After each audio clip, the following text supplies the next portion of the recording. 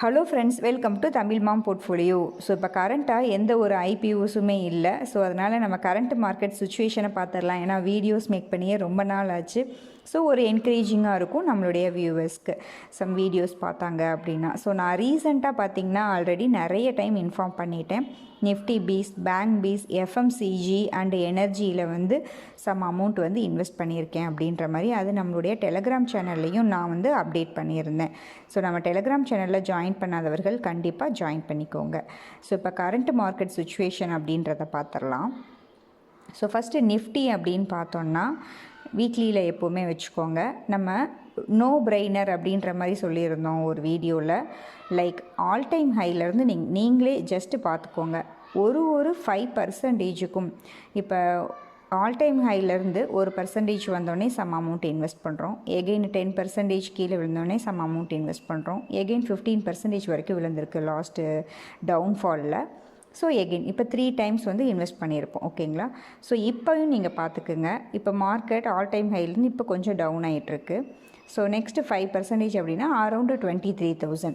Nifty 23 வந்துச்சு அப்படின்னா again மறுபடியும் சம் அமௌண்ட்டு லைக் நீங்கள் வந்து எஸ்ஐபியாக பண்ணிக்கிட்டு இருந்தோம், இன்வெஸ்ட் பண்ணிக்கிட்டு இருந்தோன்னா எந்த ஒரு ப்ராப்ளமும் இல்லை, நீங்கள் அப்படியே விட்டுறலாம். இல்லை நீங்கள் லம்சமாக இன்வெஸ்ட் பண்ண நினைக்கிறீங்கன்னா எவ்ரி 5% டவுன்ஃபால்க்கு நீங்கள் இன்வெஸ்ட் பண்ணினாலே போதுமானது. நல்ல ரிட்டர்ன்ஸை ஓவர் த ஒரு 3 to 5 இயர்ஸில் நம்ம நல்லாவே ஏர்ன் பண்ணிடலாம். சரிங்களா? நார்மலாக இந்த இது வந்து பார்த்திங்கன்னா நம்ம நிஃப்டி 50க்கு நல்லாவே அப்ளிகபிள் ஆகும். எஃப்ஐஐஸ் இப்போ செல் பண்ணிகிட்ருக்காங்க. லாஸ்ட் வீக் பார்த்திங்கன்னா ஒரு 4 days. ஸோ எஃப்ஐஐ ஆக்டிவிட்டி பார்த்தோன்னா தெரியும்.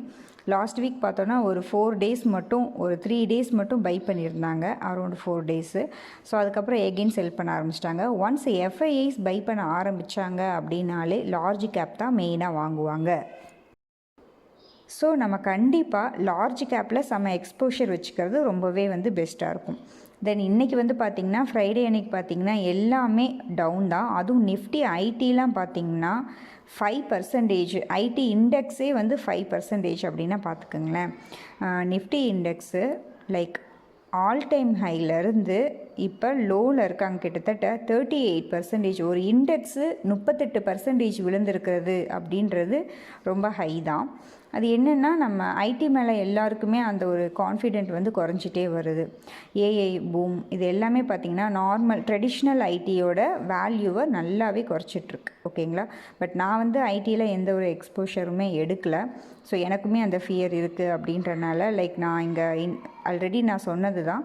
Nifty piece, bank piece, FMCG consumer வந்து பார்த்திங்கன்னா என்றைக்குமே நமக்கு கை கொடுக்கும். அண்டு இப்போ இருக்க இந்த வார் சுச்சுவேஷன், எனர்ஜி அப்படின்றது எல்லாமே மிக்சடாக தான்.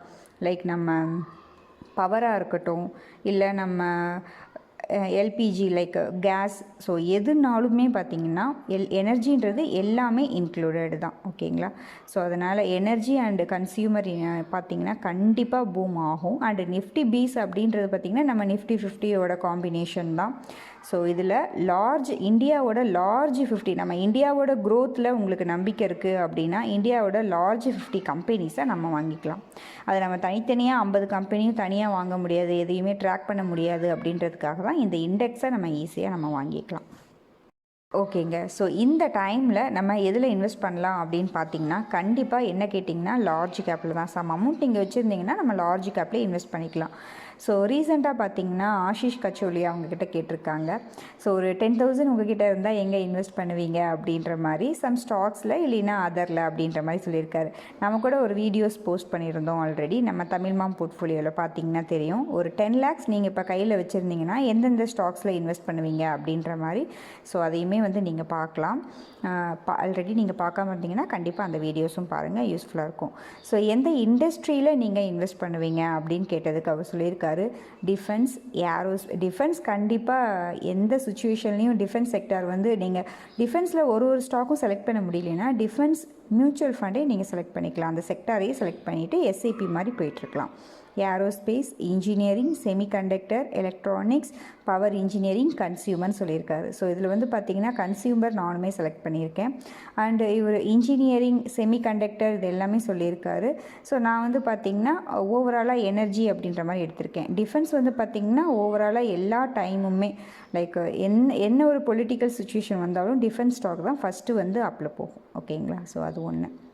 ஸோ அதுக்கப்புறம் பார்த்திங்கன்னா நம்ம சேவிங்ஸோட ஃபைனான்ஷியலைசேஷன் உங்களோட வியூ என்னென்னு கேட்டிருக்காங்க. அவர் வந்து அவருடைய இன்வெஸ்ட்மெண்ட் நெக்ஸ்ட்டு 3 இயர்ஸில் 2 to 3 டைம்ஸ் வந்து க்ரோ ஆகிறதுக்கு சான்ஸ் இருக்குதுன்னு அவர் திங்க் பண்ணிகிட்டு இருக்கிறதா சொல்கிறாரு. ஸோ அதே மாதிரி நம்ம எல்லாரோட போர்ட்ஃபோலியோவும் 2 to 3 டைம்ஸ் வந்து நெக்ஸ்ட்டு 3 இயர்ஸில் க்ரோ ஆகிறதுக்கு வாழ்த்துக்கள். ஸோ அதனால தான் நெக்ஸ்ட்டு ஒரு 2 இயருக்கு அப்படியே இருந்தாலும் லாஸில் இருந்தாலும் ஒரு அடுத்த ஒரு 3rd and 4th அதுக்குண்டான எல்லா ரிட்டர்ன்ஸையுமே கொடுத்துரும் நம்மளுடைய இன்வெஸ்ட்மெண்ட். ஸோ அதனால் எப்போவுமே நம்ம இன்வெஸ்டடாக தான் இருக்கணும். இந்த வார் சுச்சுவேஷன் முடியட்டும், அதுக்கப்புறம் நம்ம என்ட்ரு ஆகிக்கலாம். ஸோ அப்படிலாம் நீங்கள் திங்க் பண்ணவே பண்ணாதீங்க.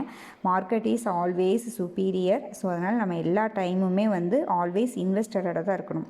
ஸோ அதுக்கு எக்ஸாம்பிள் வந்து பார்த்திங்கன்னா, நம்ம லாஸ்ட் இயர் ட்ரம்ப்போட டேரிஃப் பற்றி பேசிகிட்டு இருந்தோம்.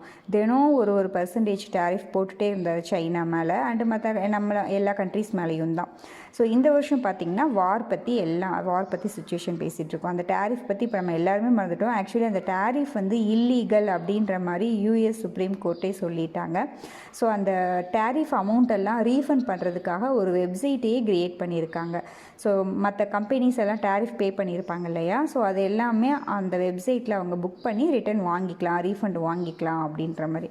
ஸோ அந்த இதெல்லாம் போயிட்டுருக்கு இப்போ யூஎஸில். ஸோ இது மாதிரி நம்ம இப்போ அதுவும் ட்ரம்ப் இருக்குன்னே ஒவ்வொரு வருஷமும் ஒவ்வொரு ப்ராப்ளம் வரதான் போகுது. நெக்ஸ்ட் இயர் இன்னும் வேறு ஏதாவது ப்ராப்ளம்ஸும் வரலாம்.